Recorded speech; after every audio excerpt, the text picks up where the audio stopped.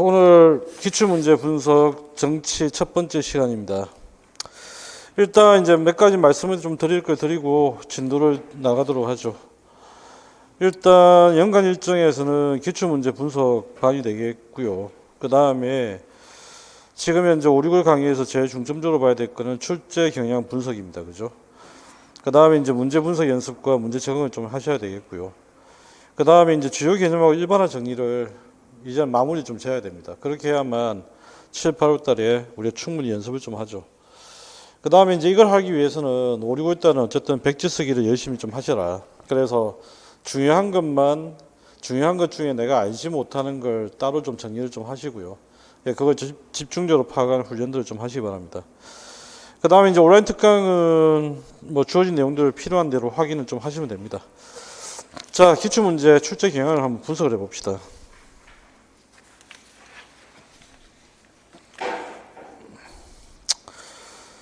자, 기출문제 출제 경향 분석을 좀 보시면 최근에 이제 정치 문제가 좀 쉬웠습니다. 그러니까 20년, 21년 좀 쉬웠는데 어쨌든 나오는 파트는 이미 뭐 매번 정해져 있죠. 선거제도하고 정부 형태가 가장 중심이 되고요. 그 다음에 이제 민주주의론이 나올 때도 있고, 그 다음에 정치사상에서 한 문제 나올 때도 있고, 국제정치가 나올 때도 있고, 그 다음에 이익집단이 나올 때도 있고. 그래서 일단은 가장 중요한 핵심은 정당 선거제도 정병태 이 세 가지가 가장 핵심이 되고, 그 다음 이 세 가지 중에서 항상 보면 많이 나오면 세 개 전부다, 아니면 적게 나오면 두 개는 나온다. 그래서 일단은 정당 선거제도 정병태는 무조건 정리를 하셔야 된다. 그리고 가끔씩 이제 등장하는 것 중에 하나가 민주주의론, 그 다음에 정치사상, 그 다음 국제정치, 이렇게 이제 범위가 좀 정해집니다. 그래서 지금 뭐 나왔던 문제들 보면 수준을 좀 보아하면 그렇게 최근의 문제들이 별로 수준이 높지는 않아요. 수준이 높지는 않고, 그 다음에 이제 만약에 옛날로 돌아가게 되면 조금 출제가 어려워질 수는 있겠으나 지금 현재는 그렇게 뭐 출제가 별로 어렵지는 않습니다. 그러니까 정치학을 전공한 사람들이 들어가면 문제가 좀 까다로워지긴 해요. 근데 정치 교육을 전공한 사람이 들어가면 문제가 유치해집니다. 네, 그래서 그 유치해주는 수준 자체가 이제 보여주는 게 제가 볼 땐 베버 같은 건데, 아무튼 그 다음에 뭐 예전에 보면 이스턴의 권위 같은 것들, 그죠? 그런 것들을 왜 임용시험에 물어보는지 수준 이하다. 그래서 예. 그리고 정치 교육 하는 사람들 중에 뭐 들어갈 사람들은 누군지는 대충 아는데 뭐 그렇죠. 예. 그래서 어쨌든 수준 이하고, 그 다음 정치학을 전공한 사람들이 들어가면 좀 까다로워진다. 예, 그걸 좀 이해를 하시면 되겠고요. 그 다음에 어쨌든 올해 문제 중에 좀 괜찮았던 문제는 제가 볼 때는 로크 문제가 좀 괜찮았다. 그래서 작년 문제에 비해서는 올해 문제가 좀 더 괜찮았어요. 베버 문제 빼고는. 예. 막스 베버 관련되는 문제 빼고는 괜찮았고, 그래서 영역 내 통합형 문제가 좀 증가한다는 걸 좀 알아두시고요. 예. 자, 그러면 그 다음에 일정이 나와 있는데, 일정은 우리가 7주차만 보면 되겠죠. 7주차의 마지막은 모의고사가 있다. 그리고 이미 말씀드렸던 대로 보상을 실시하겠다.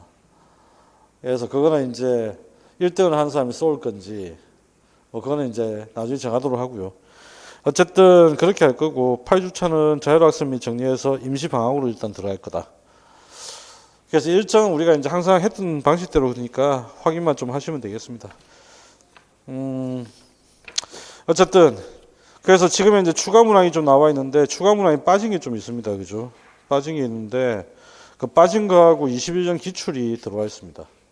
그래서 그것들만 나중에 확인하시면 되겠고요. 진도별로 나중에 끝나는 대로 확인을 해보도록 그렇게 하겠습니다. 예.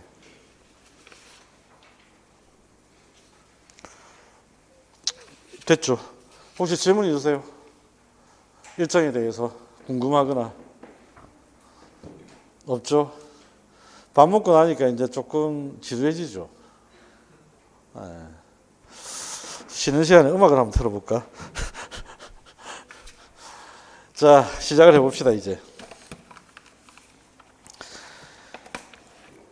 자, 첫 번째 불러드리는 내용은 일단은 교재 페이지를 좀 불러드리고 그 다음에 여러분들이 나중에 참고를 하시라 그 이야기고요. 그 다음에 이제 필요한 내용이 언급이 필요할 때는 교재를 활용해서 설명 좀 드리도록 그렇게 하겠습니다.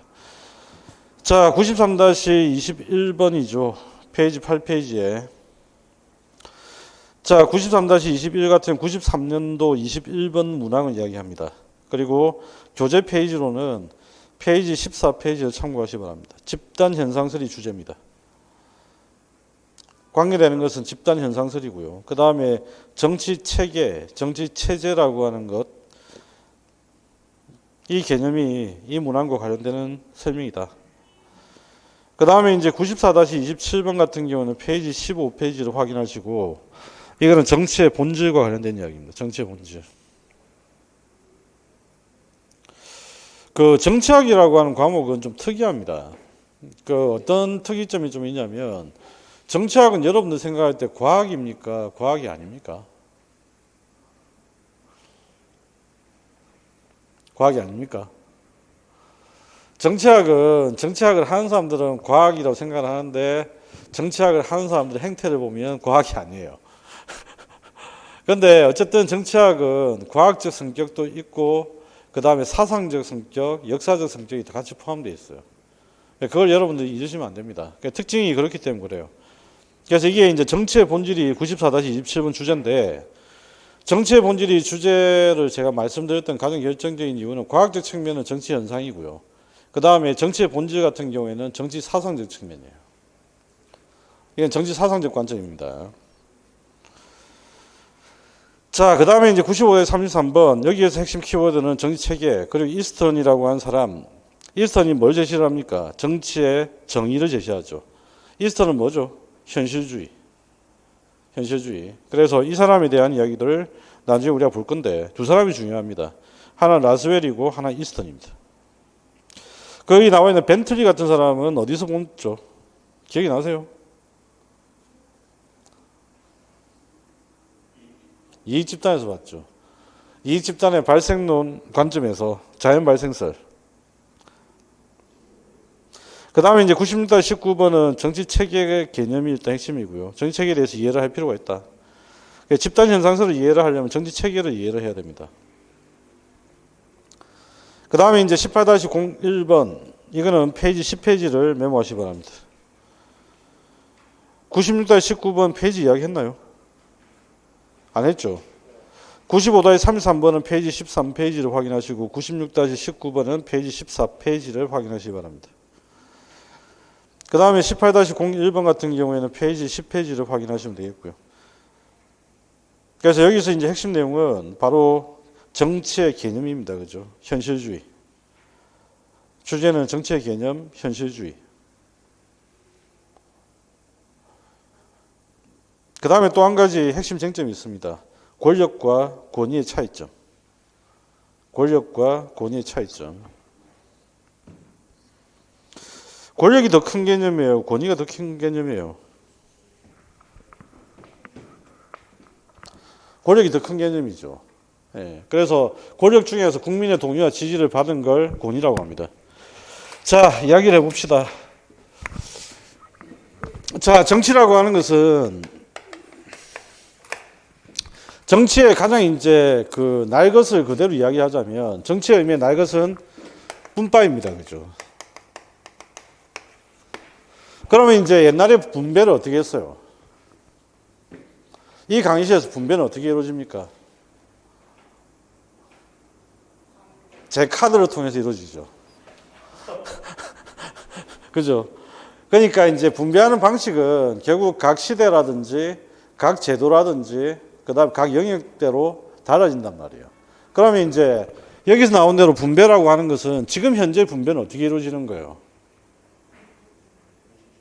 그렇죠. 민주적 절차에 따라 이루어지는 거죠. 그래서 지금 현재는 민주적 절차에 따라서 분배가 이루어진다는 거 이겁니다. 그러면 이제 민주 절차에 따라 분배가 이루어진다는 말은 결국 의사결정이라고 하는 것 이게 이제 정치적 행위의 가장 핵심적이 됩니다. 그죠? 그러면 이제 예를 들면 이런 겁니다. 분배의 그러면 주체는 누구고 분배의 객체는 누구예요? 분배의 주체는 여기서 이제 의사결정을 내리는 주체는 정치가, 그 다음에 국가, 뭐 정부, 어떤 개념을 써도 상관없어요. 그런데 어쨌든 이런 것들을 우리가 통틀어서 정치학적으로 개념 쓸 때는 보통 정치 엘리트 아니면 요즘에 쓰는 표현을 따지면 리더십이죠. 그죠? 요즘 표현을 따지면 리더십이 됩니다. 요즘에 엘리트라는 표현보다 리더십이라는 표현을 많이 씁니다. 예. 그 다음에 이제 그러면 분배를 받는 사람은 누구예요? 일반인, 이제 다수의 국민, 다수의 대중, 이런 사람들이죠. 그러면 결국 이제 분배를 받은 국민과 대중은 이 정치 엘리트와 리더들에 대해서 분배를 받았을 때 뭘 해야 됩니까? 복종을 해야 되는 거죠. 그러면 복종하는 이유는 뭐예요? 이유는 뭡니까? 동의와 지지를 했기 때문이죠. 합법적인 절차에 따라서 동의와 지지를 했기 때문에 그렇습니다. 그래서 합법적인 절차에 따라서 동의와 지지를 보냈다. 이게 이제 소위 말하는 권력 중에서도 이 둘의 관계는 무슨 관계죠? 바로 권력 관계. 그리고 이 권력 관계의 내용은 바로 권위와 복종의 문제입니다. 그죠? 권위와 복종의 문제. 만약에 권위가 안 되고 여기에 권력이 들어가면 어떻게 되죠? 폭력입니다. 폭력. 이해되셨나요? 자, 그래서 이 과정들을 우리가 가지고 현실주의는 정치의 의미를 어떻게 정리를 하냐면, 정치라고 하는 것은 희소한 가치의 권위적 배분이다. 이렇게 이제 이야기를 하는 거죠. 권위적 배분이다. 이해가 되셨나요? 예. 이게 이제 일선의 정치입니다. 그 다음에 이제 일선이 이렇게 이야기를 하고, 라즈웰이 또 여기에 대해서 한마디 해줍니다. 정치는 누가 무엇을 어떻게 가지는지에 관한 문제다. 관한 것이다. 그 이야기입니다. 됐어요. 자, 여러분들이 코로나 사태를 맞이하여 지금 현재 정부로부터 보조금을 받고자 합니다. 어떤 절차, 어떤 과정을 통해서 보조금을 받을 수 있나요?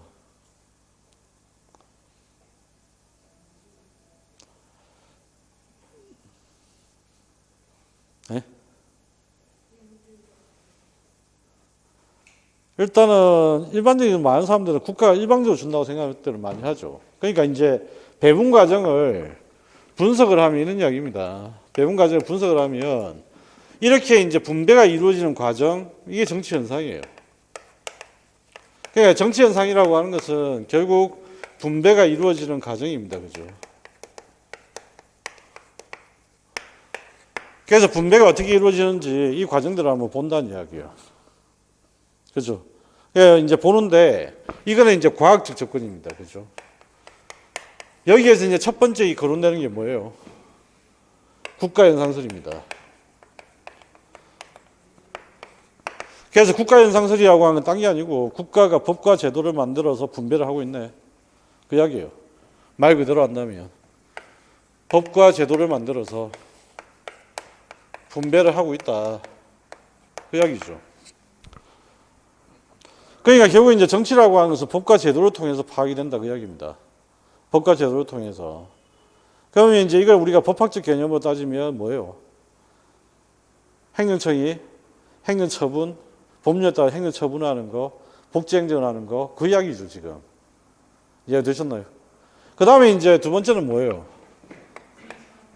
두 번째는 주는 것과 복종에다가 집중을 합니다. 이게 이제 권력현상설이죠. 그래서 이쪽은 지배와 복종입니다. 주면 주는 대로 받고 안 준다고 항의하면 때려 패고 하는 게 권력현상설이에요. 이해되셨나요? 그래서 권력이라고 하는 거 가지고 있는 사람, 힘이 센 사람이 나눠주는 것, 여기에 주목을 하는 겁니다. 그런데 힘이 센 사람이 나눠주는 것을 주목을 하다 보니까 사회 전체의 모든 영역에 권력 현상설이 발생되는 거죠. 그러니까 이것도 역시 정치의 의미를 제대로 설명이 안 됩니다. 국가 현상설도 설명이 안 됩니다. 왜? 행정청과 정치가 구별이 안 돼요.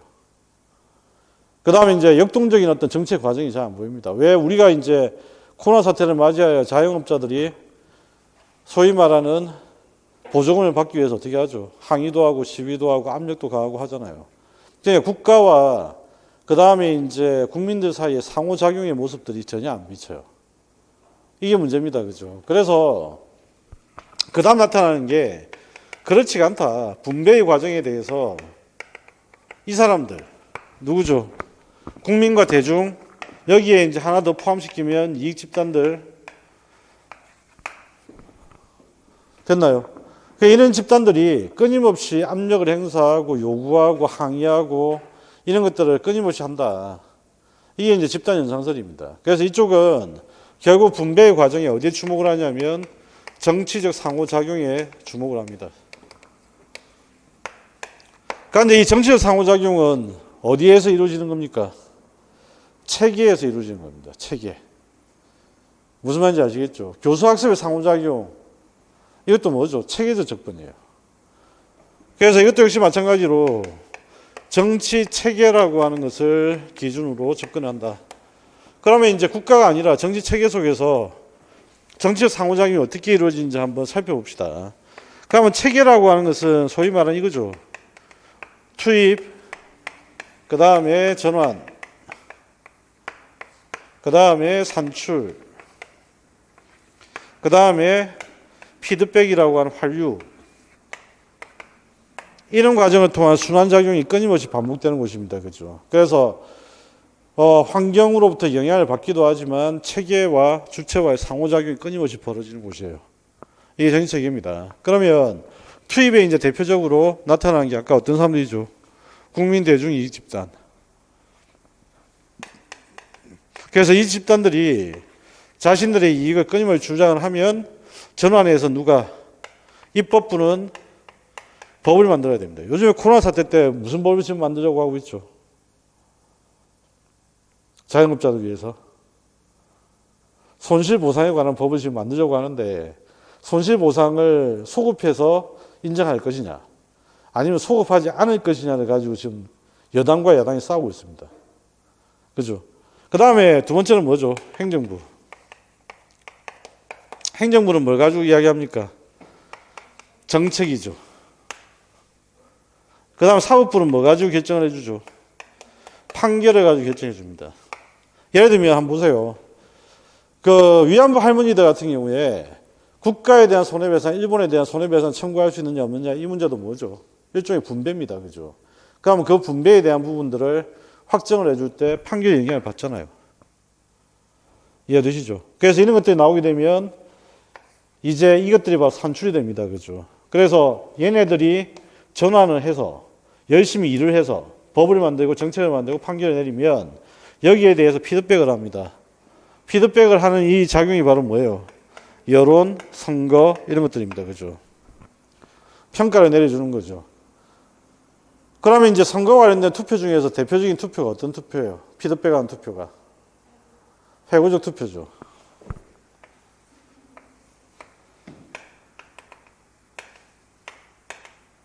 그래서 회고적 투표다. 바로 그 말입니다. 자, 이게 이제 우리가 정치를 바라볼 때 현상적으로 바라봤을 때 이야기예요. 자, 이제는 정치를 당위적으로, 가치적으로 한번 판단해 봅시다. 당위적으로, 철학적으로, 가치적으로 판단하는 정치의 과연 본질은 뭐냐? 그 이야기입니다. 여러분이 생각할 때 정치의 본질은 뭡니까?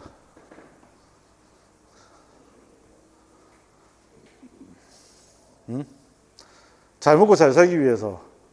이게 현실주의입니까? 이상주의입니까? 현실주의 관점이죠. 그죠? 그러니까 나라의 정의로운 국가를 위해서. 이상주의죠. 자, 그래서 정치의 본질은 이상주의, 즉 정의.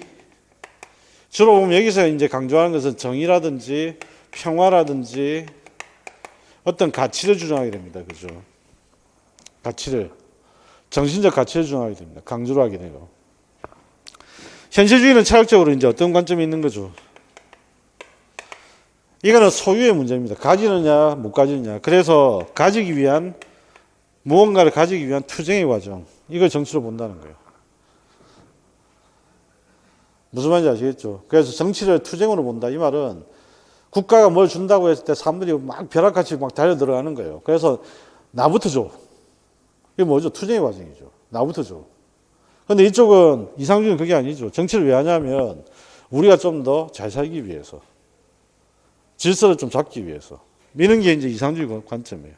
자, 정치의 본질은, 그런데 이거는 선택의 문제가 아닙니다. 그죠? 정치가 가지고 있는 두 가지 얼굴. 바로 양면성이다. 그 말이에요. 이게 누가 이야기한 거죠? 디베르제가 이야기한 겁니다. 그죠? 디베르제.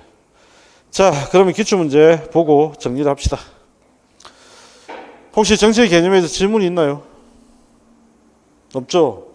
그럼 여기서 이제 중요한 건 뭐냐면 정치의 기본적 개념이 나옵니다. 어떤 개념이 나오냐면 여기 이 관계에서 권력 관계가 나오죠. 정치 권력. 그 다음에 이제 여기서 아까 우리가 봤던 거 집단현상세의 체계가 나옵니다. 그죠? 체계. 그래서 요 이야기가 지금에서 나온다는 걸 확인을 하시면 되겠다. 자, 93-21번. 그림은 정책 결정 과정에 나타낸 이스턴의 정치체계 분석 표이다라고 하는 이야기고요. 이 정치체계, 이스턴의 정치체계 분석과 관련되는 정치 현상 학설이 바로 뭡니까? 집단현상설. 집단현상설. 거기 보기는 영 엉망이거든요. 엉망이니까 무시하시고 전체계하고 집단현상설만 기억하시기 바랍니다. 자, 집단현상설이라고 하는 것은 이익대표 체계, 관련된 이익대표 체계는 뭡니까? 관련되는 이익대표 체계는 다원주의. 그렇죠? 그 다음에 정치 권력의 분포 양상은 어떻게 돼요? 다두정이죠. 다원주의, 다두정이죠. 정치 권력의 분포 양상, 다두정, 다원주의가 됩니다.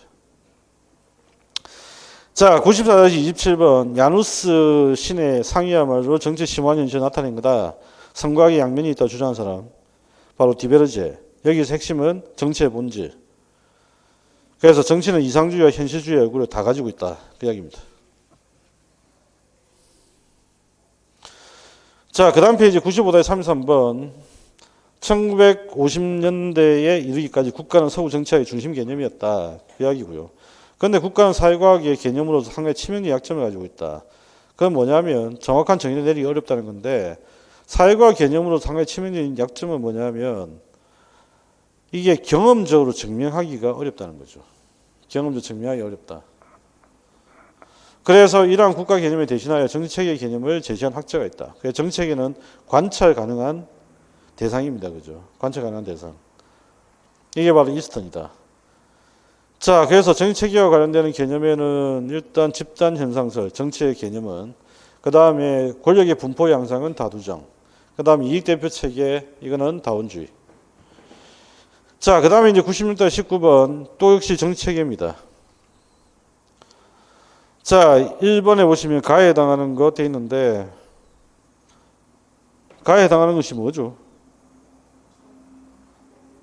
체계에 산출되는 걸 이야기하는 거죠. 그림상으로 보면 산출된 걸 이야기합니다. 그럼 산출은 3번이죠. 정책이나 권위적인 결정의 형태로 나타나는 과정입니다. 나타내는 과정. 됐어요. 자, 18-01번입니다. 우리를 아주 무시했던 문제. 이게 문제라고. 자, 권력이란 일반적으로 타인은 내가 원하는 바대로 움직이게 하는 힘을 우리가 권력이라고 합니다. 이 표현이 바로 막스 베버의 정의. 막스 베버가 이야기했던 권력의 정의. 권력이 없는 자는 권력을 가진 자의 의도대로 움직이게 된다. 권력은 합리적 설득을 통해 일어나는 영향력과는 달리 처벌하거나 보상하는 것과 같은 강제나 조작에 가깝다고 볼 수 있다.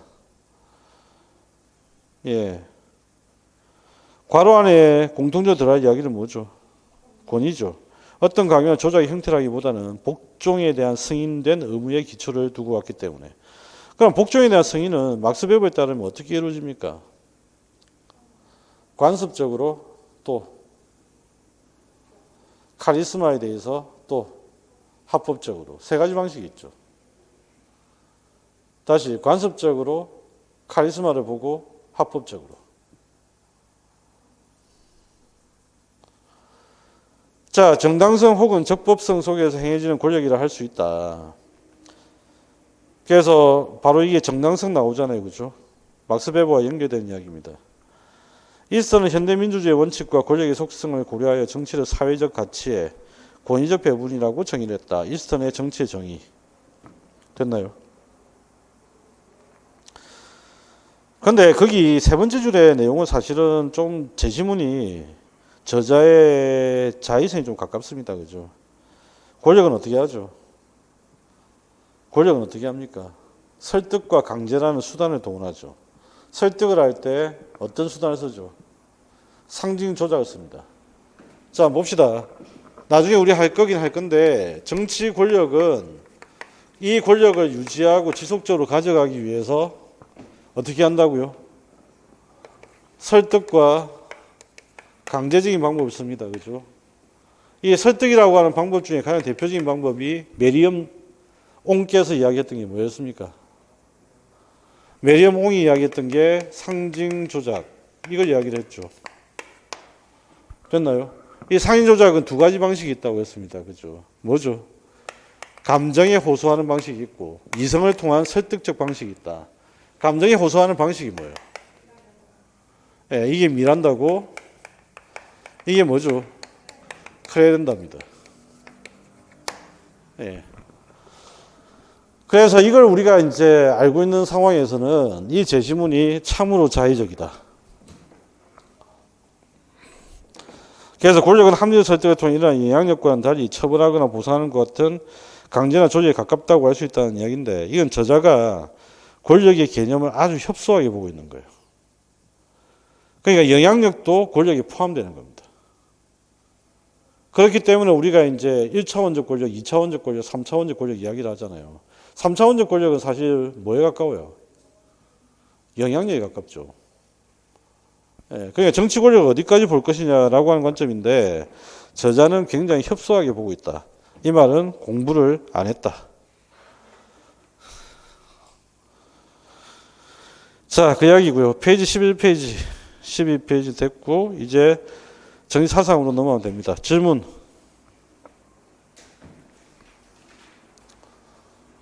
없어요? 예, 그 다음 페이지 한번 봅시다. 14페이지에 정의사상의 처음 시작은 그리 정치사상입니다. 그죠? 그 다음에 이제 정의사상에서는 한번 정리해 봅시다. 머릿속으로. 일단 먼저 이거는 한번 정리하고 넘어갑시다. 첫 번째 그리 정치사상이 있고 두 번째는 우리 뭘 해야 되죠? 중세 정치사상을 간단히 봐야 되고 세 번째는 뭘 봐야 돼요? 사회계약론을 봐야 되고 네 번째는 자유주의 봐야 되고 다섯 번째는 예, 공화주의를 봐야 됩니다. 그죠? 그래서 지금 크게 5가지 영역을 가지고 정리를 해볼 겁니다. 자, 98-04번 한번 봅시다. 자, 98-04번은 그리스와 로마는 도시국가를 출발했고 그리스는 로마와 달리 통일국가를 이루지 못하였다.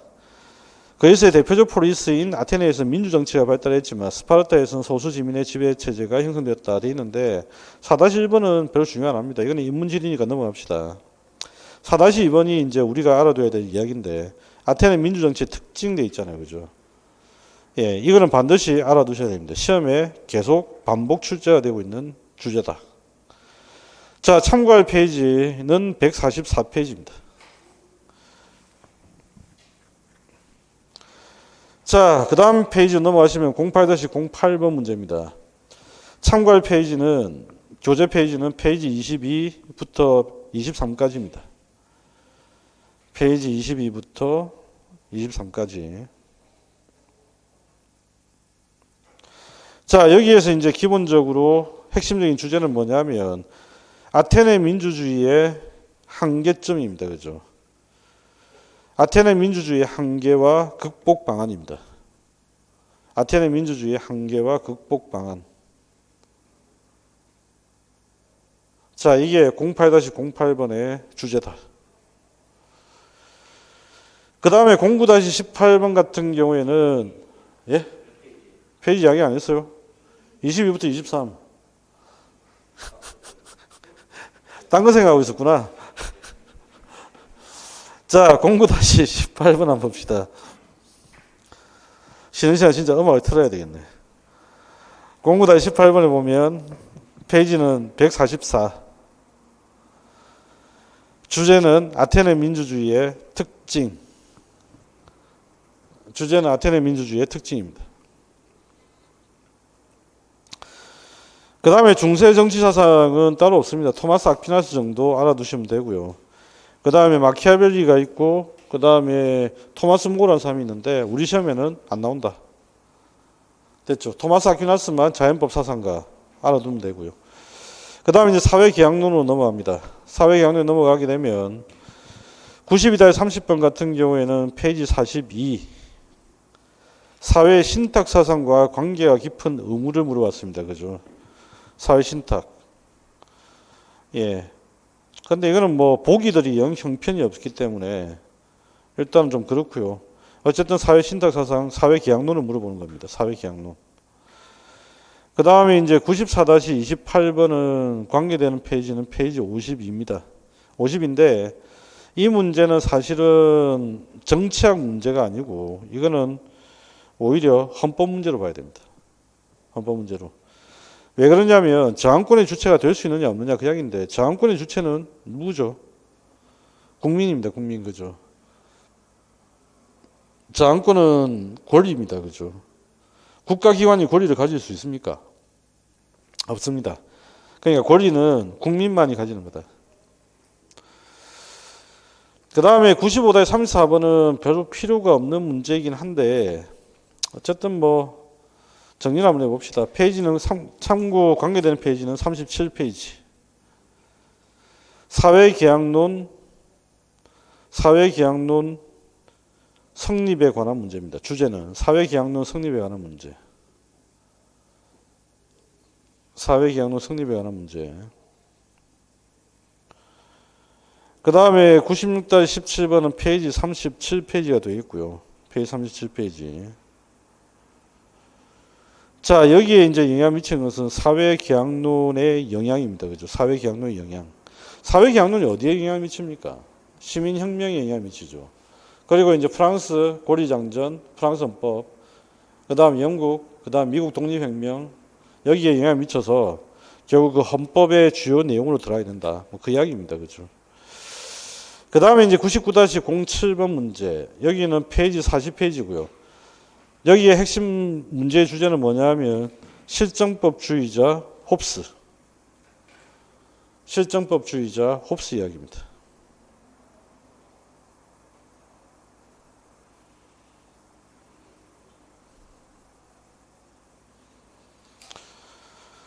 자, 근데 실정법주의자 홉스인데 이 문제도 사실 이야기를 드려야 되나 말아야 되나. 거기 국민 자유 권리는 국가안전보장 질서유지 공공복리를 위하여 필요한 경우에 하나의 법률 제한할 수 있으며 라고 돼 있잖아요. 그죠? 그러니까 이거는 사실 복수정답 가능합니다. 지금 오늘날 기준 따지면. 누구도 됩니까? 루소죠. 루소죠. 일반 의지를 위해서 법률에 의해서 제한을 할 수 있습니다. 법률에 의해서 자유를 누린다. 그 이야기니까. 그래서 법의 복종을 통해서 자유를 누린다는 것은 홉스와 루소하고 같습니다. 그런데 법에 복종하는 이유가 다릅니다. 아시겠죠? 이유가 다릅니다. 그게 이제 홉스와 루소의 차이점이고요. 실정법주의만 전제로 깐다면 일단 홉스 이야기로 가야 되고. 그 다음에 이제 04-12번 참고 페이지는 40페이지. 여기에 주제는 뭐냐면 홉스의 주권에 관한 이야기입니다. 홉스의 주권. 홉스의 주권론. 그죠? 그 다음에 홉스의 주권론은 미리 이야기합시다. 홉스의 주권은 누구죠? 국민주권입니까? 군주주권입니까? 군주주권이죠. 그런데 그 군주주권은 어디에서 기인하는 겁니까? 사회 계약에서 기인하는 겁니다. 그죠? 이게 차이점입니다. 과거에 이제 군주주권론과의 차이점은 사회 계약에서 기인한다. 사회 계약.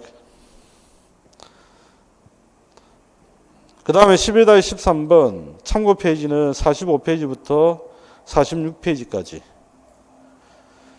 자, 여기에서 핵심적인 주제는 루소의 사회계약론입니다. 그죠? 루소의 사회계약론.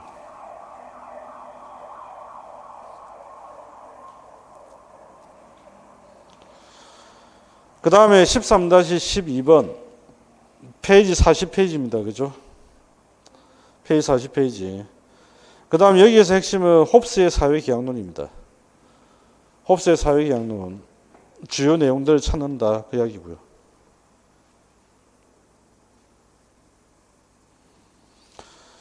그 다음에 이제 페이지 23페이지로 가셔가지고 14-03번.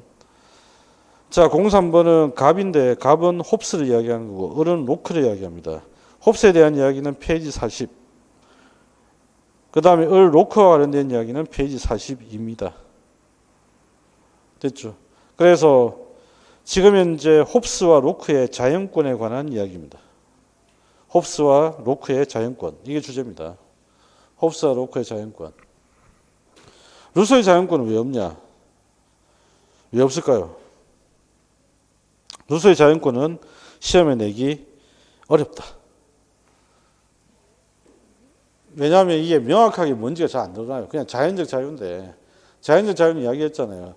순진하고 소박하고 적당히 욕심 있고 적당히 심통 부리고 떼쓰고, 예, 이런 걸 할 수 있는 자유, 어린아이가 누리는 자유, 이런 게 자연적 자유입니다. 그죠? 그러니까 실제적으로 명확하게 규정하기가 힘들다. 그래서 시험에 물어보기가 애매하다. 그 이야기고요. 17-03번. 자, 참고할 페이지는 46페이지부터 47. 46페이지부터 47. 자, 루소의 일반 의지와 자유입니다. 루소의 일반 의지와 자유를 물어보고 있습니다. 루소의 일반 의지와 자유. 됐죠? 자, 여기까지가 사회계약론입니다. 정리가 되셨나요? 자, 그러면 이제부터 사회계약론을 한번 정리를 해봅시다.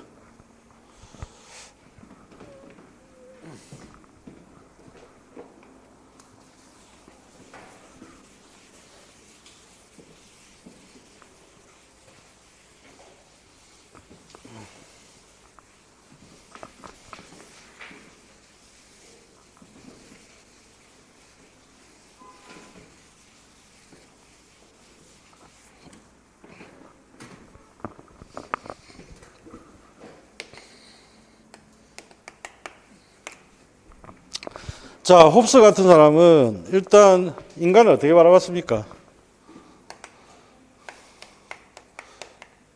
이기적이고 원자적 인간을 봤습니다. 그죠? 자, 그리고 이제 이 이기적인 원자적 인간이 만들어내는 세상은 어떤 상태예요? 전쟁의 상태죠. 만인에 대한 투쟁 상태, 바로 전쟁 상태가 됩니다.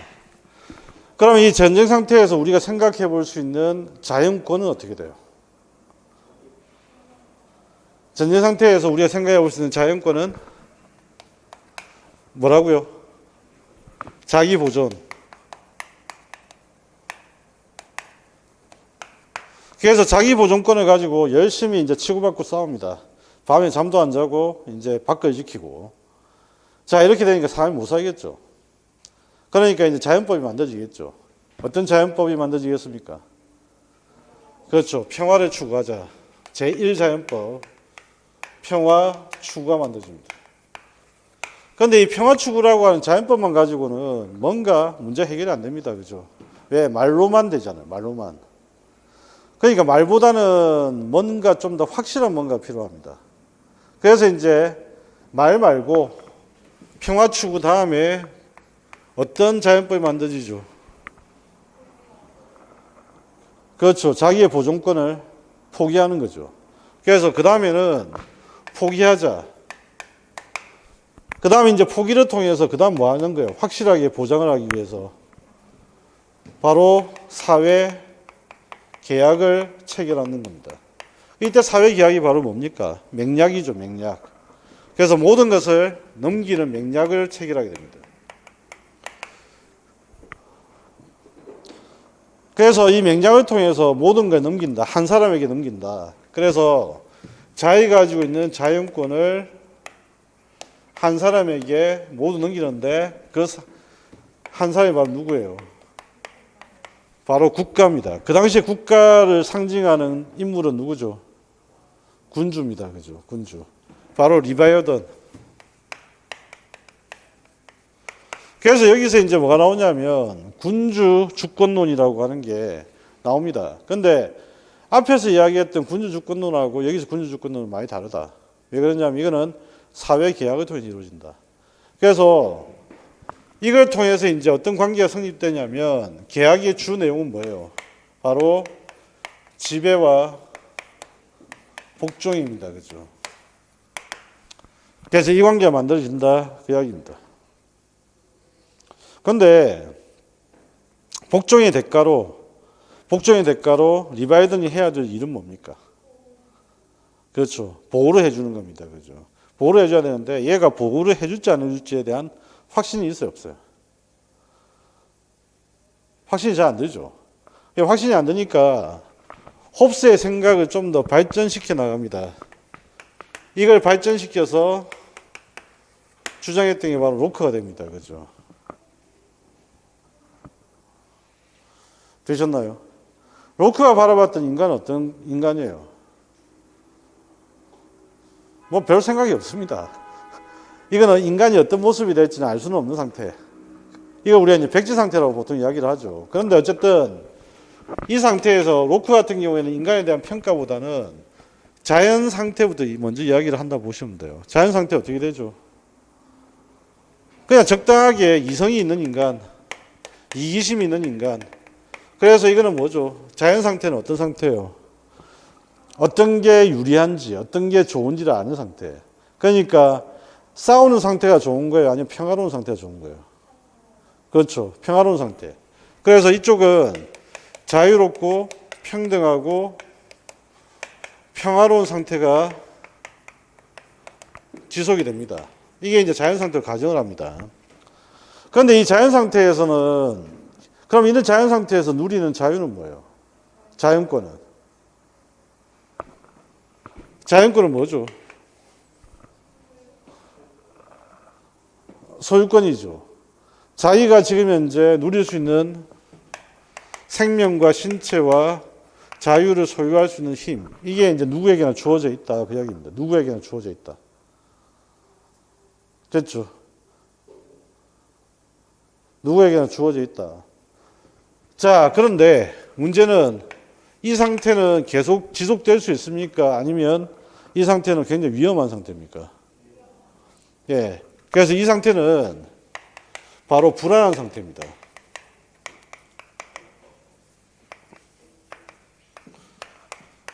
그래서 이 불안정한 상태를 어떻게 극복을 해야 됩니다. 그죠? 극복을 하려면 어떻게 해야 돼요?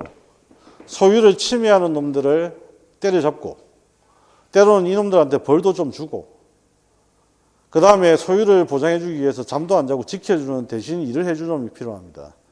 그러니까 이렇게 하려면 뭐가 필요하죠? 뭔가 재판을 담당하는 사법관도 있어야 되고, 그 사법권이 집행되려면 법을 만들어야 되는데, 법을 만드는 누군가도 필요하고, 그렇죠. 그래서 이제 뭐가 시작되냐면 사회 계약을 통해서 정치 사회가 열리게 되고요. 정치 사회가 열리게 되고, 그 다음에 이 정치 사회가 열리게 되면서 바로 정부라고 하는 것이 탄생하게 됩니다. 이때 정부의 핵심은 바로 의회를 이야기하는 겁니다. 의회를. 됐죠? 그리고 이제 얘가 리바이던처럼 폭주하지 못하도록, 홉스의 리바이던은 얼마든지 폭주할 수 있어요. 이쪽에서는 모든 게 이 군주의 명령에 의해서 이루어지잖아요. 맞죠? 군주의 명령을 가지고 움직입니다. 이거는 군주의 명령이 곧 법이다 말이에요. 그런데 이쪽은 누가 법을 만들죠? 의회가 법을 만듭니다. 차이점이죠. 의회가 법을 만듭니다. 루소는 어떻게 만들죠? 그렇죠. 일반 의지에 따라 법을 만들죠. 누가?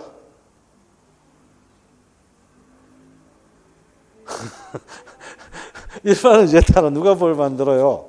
빨리 이야기해 보세요. 누가 법을 만들죠? 대리인은 집행을 하는 역할을 하고 직접적인 의사결정은 인민이 하는 거죠.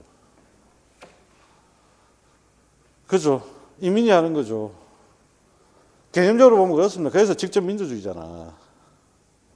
이해됐나요? 예. 그러니까 여러분들 알고 있는 거예요. 그런데 제가 이렇게 물어보면 이제 당황스러워하지. 왜 한 번도 짚어본 적이 없기 때문에.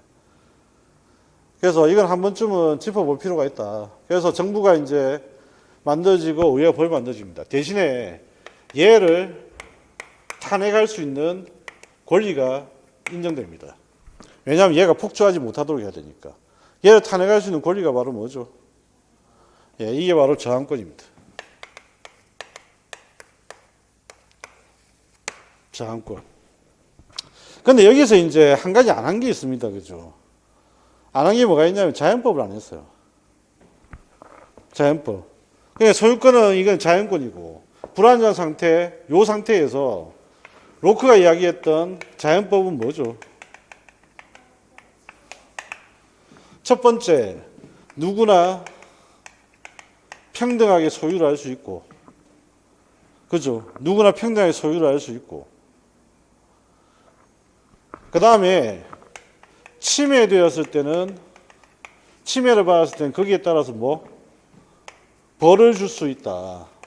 그러면 이 벌을 줄 수 있다라고 한 요 측면은 어디서 온 거예요? 홉스에서 온 거죠. 홉스의 아이디어에서 온 거죠.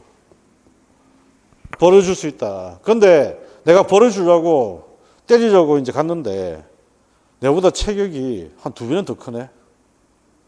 그 걔는 보니까 몽둥이도 들고 있네. 걔한테 벌을 줄 수 있습니까? 없습니까?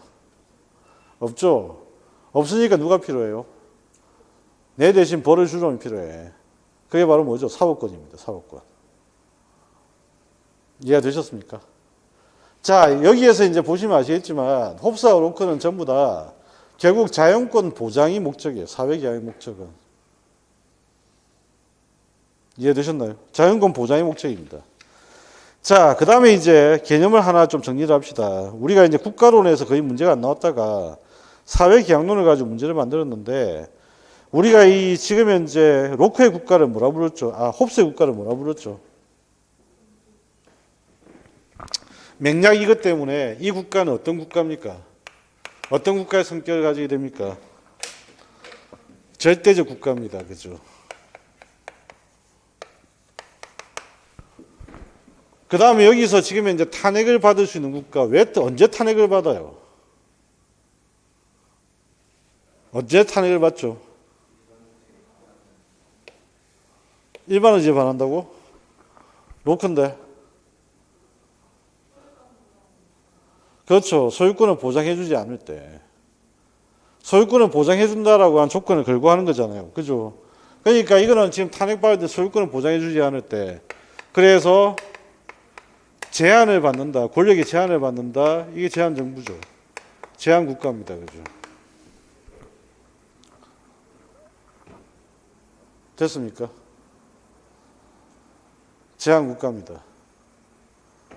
제한 국가. 자, 그래서 자유권을 보장해주기 위한 기본적인 법리가 만들어지고요. 이들이 나중에 자유주의에 영향을 미치게 되는데, 특히 로크, 자유주의에 영향을 주게 되는데, 이때 자유주의의 관점이 시작되었던 요 민주주의를 어떤 민주주의라 부르죠? 예, 이걸 보호민주주의, 방어적 민주주의.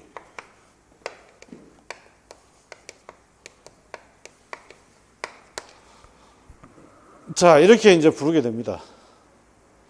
됐습니까? 자, 그 다음에 이제 루소 이야기를 한번 해봅시다.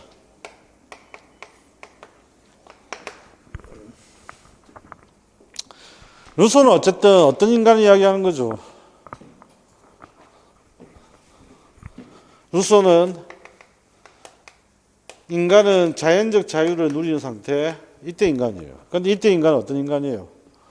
순진하고 순박하고 때가 묻지 않고 적절히 때를 쓰기도 하고 적절히 욕심을 부리기도 하고 어린아이 같은 순진,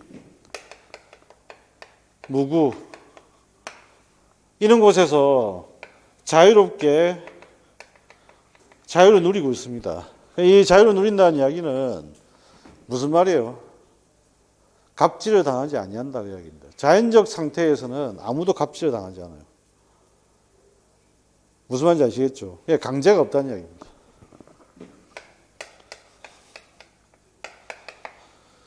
자, 그런데 이 자연적 자유를 누리고 있던 얘들은 이 자연적 자유를 누리고 있는 상태가 뭐죠? 바로 자연 상태입니다. 자연 상태. 자연 상태에서 자연적 자유를 누리던 이들은 자연스럽게 뭘 만들어내게 됩니까? 그렇죠. 자연스럽게 사회를 만듭니다. 자연스럽게 사회를 만들고 이 사회를 만들어서 여기에서 무슨 일을 자행하게 됩니까?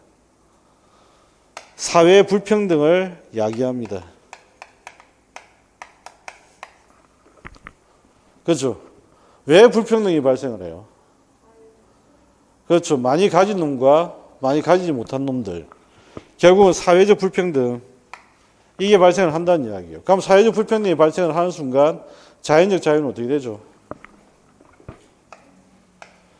이 불평등이 야기되니까 자연적 자유는 더 이상 사회에서 누릴 수 없는 자유가 됩니다. 침해를 받게 되는 거죠. 됐습니까? 그러면 이제 이런 불평등을 이야기하는 사회 구성 불평등을 이야기하는데 이제는 어떻게 해야 됩니까? 여기에 대해서 이 체제를 바꿔야 되겠죠. 바꿔야 됩니다. 그렇죠? 바꾸기 위해서 사람들이 어떻게 해야 돼요? 일반 의지에 대한 뭐가 필요하죠? 사회 계약이 필요합니다. 사회 불평등을 없애기 위해서 일반 의지에 기한 사회 계약이 필요합니다. 그럼 일반 의지에 기한 사회 계약이 만들어내는 국가는 뭐예요? 공화국이죠. 그래서 일반 의지에 따라 뭘 만들죠? 법을 만듭니다. 그죠? 그럼 이 법은 뭐죠? 공동선을 추구하는 법이고, 그 다음에 어떤 한 개인이 다른 개인을 지배하거나 억압하지 못하도록 하는 법을 만든다는 이야기죠. 무슨 말인지 아시겠죠? 그리고 모든 사람들은 이런 법에 대해서 어떻게 복종을 해야 됩니다. 복종을 해야 됩니다. 그래서 이 법을 통해서 누리는 자유, 법을 통해 누리는 자유, 법의 복종을 통해서 누리는 자유, 이걸 우리가 뭐라고 불렀죠? 시민적 자유라고 불렀습니다. 시민 자유. 자, 그리고 이들이 만들어내는 이 공화국에서 정치 운영 방식은 어떻게 돼요? 정치 운영 방식은 직접 민주제 방식으로 이루어지고, 그 다음에 대표의 성격은 어떻게 되죠? 대리의 성격을 가진다. 그 이야기입니다. 자, 일반 의지의 국가, 이 법에서 만들어진 이런 공화국에서부터 모든 개인은 하나로 묶여 있는 거죠. 맞아요. 공화국에서 만들어낸 이 연대에서 벗어날 수 있습니까? 없습니까? 없죠. 그냥 공화국으로 하나로 묶인단 말이에요. 하나로 묶인다. 그래서 이것 때문에 이 공화국의 성격을 어떤 성격으로 봤습니까? 이걸 강제적 국가, 이렇게 표현을 했다고 했습니다. 그죠? 강제적 국가.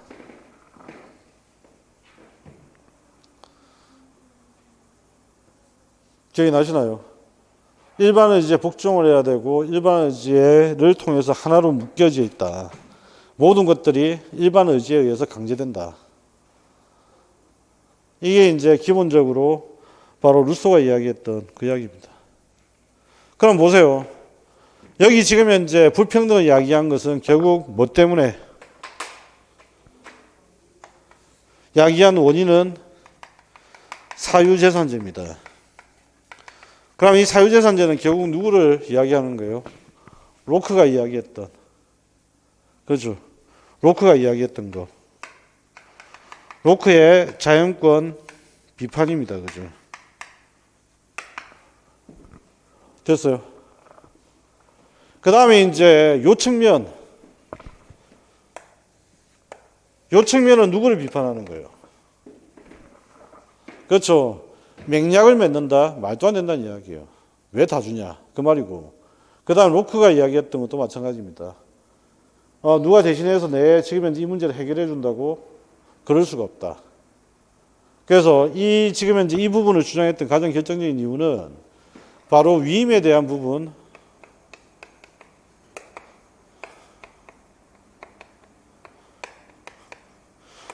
위임에 대한 비판이죠.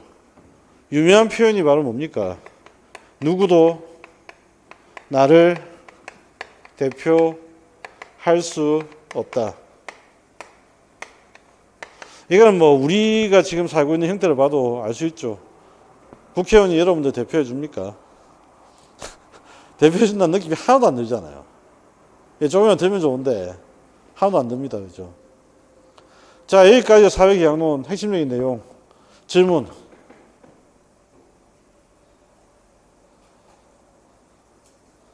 있어요, 없어요? 없어요? 예? 그렇죠. 자연적 자유 여기 이야기했잖아. 정치 사회로 가기 전 자유죠.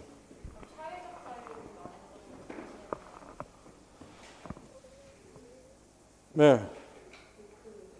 예. 로크는 자연적 자유와 사회적 자유로 나누었지. 정치 사회로 가면서부터 이제 사회 자유가 되잖아요.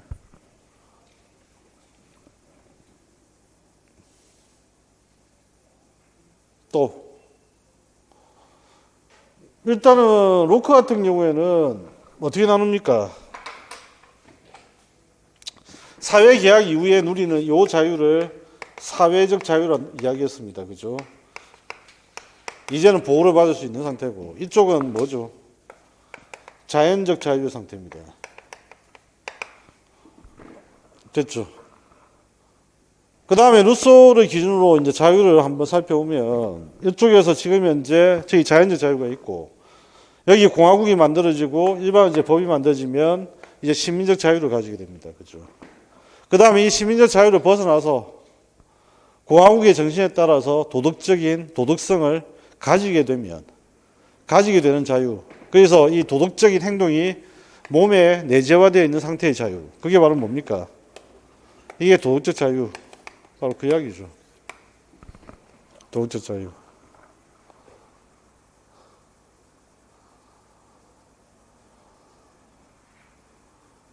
또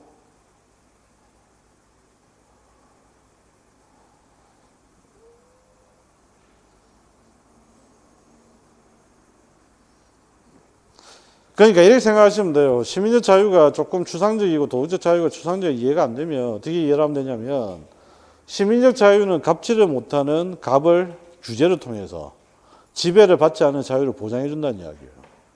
도덕적 자유는 뭐죠? 도덕성을 가진다는 이야기는 내가 타인의 자유에 대해서도 보호를 해줘야 되겠다는 도덕감을 가진 상태. 타인의 자유에 대해서도 보호해줘야 된다는 도덕감을 가진 상태. 이 상태가 이제 도덕적 자유 상태입니다.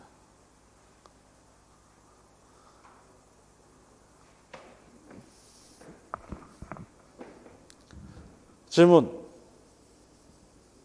없어요? 집에 일찍 갈 수도 있겠는데.